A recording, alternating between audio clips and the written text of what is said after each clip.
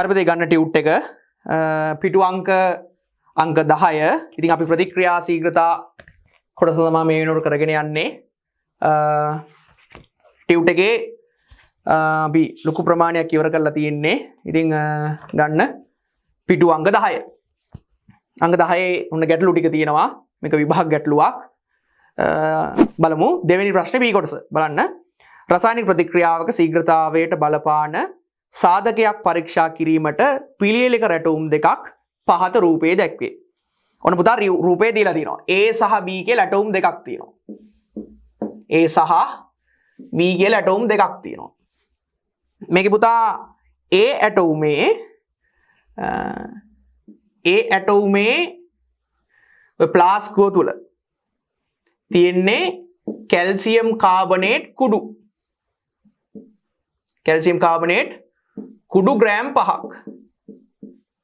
5.0. දෙවෙනි වාජනයේ තියෙන්නේ B එකේ තියෙන්නේ කැල්සියම් කාබනේට් කැට ග්‍රෑම් 5ක්. දෙවෙනි එකේ තියෙන්නේ කැල්සියම් කාබනේට් කැට ග්‍රෑම් 5ක්. તો ඔය විදිහට තමයි තියෙන්නේ.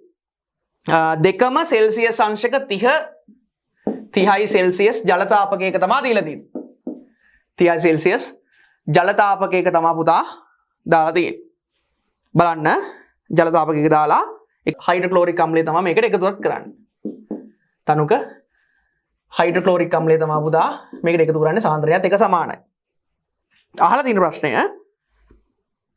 ඉහත පරීක්ෂණය මගින් අධ්‍යයනය කර ඇත්තේ ප්‍රතික්‍රියා ශීඝ්‍රතාවයට බලපාන කවර සාධකයක්ද කියලා තමයි අහන්නේ. මේ සාධකය මොකක්ද කියලා අහන්නේ. ප්‍රතික්‍රියා ශීඝ්‍රතාවයට බලපාන සාධක කීපයක් තියෙන එකක් තමයි උෂ්ණත්වය. තව එකක් තියෙනවා ප්‍රතික්‍රියක සාන්ද්‍රණය.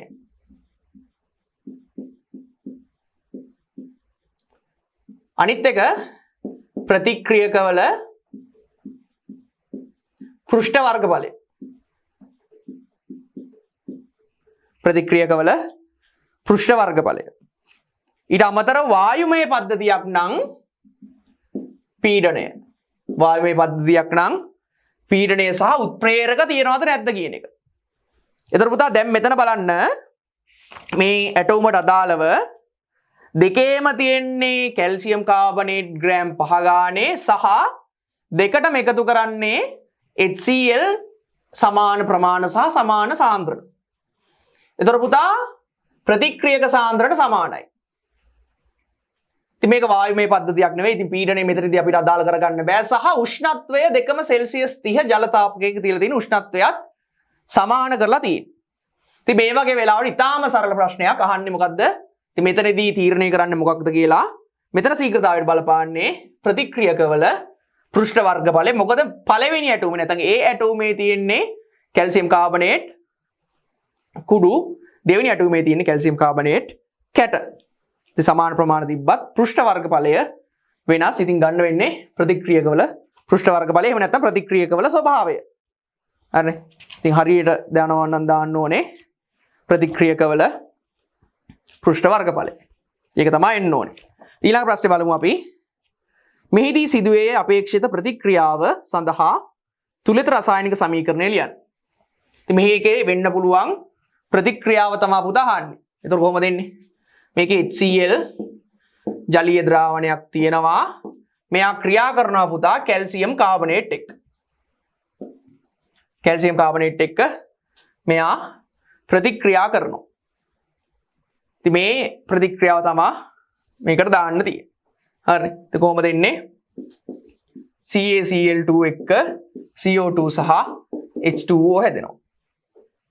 මේක solid aqueous gas. ඉතින් මේක තුලිත කරන්න ඕනේ. මෙතන 2යි. මෙතන හරි. මෙතන ඔක්සිජන් 2යි 3යි.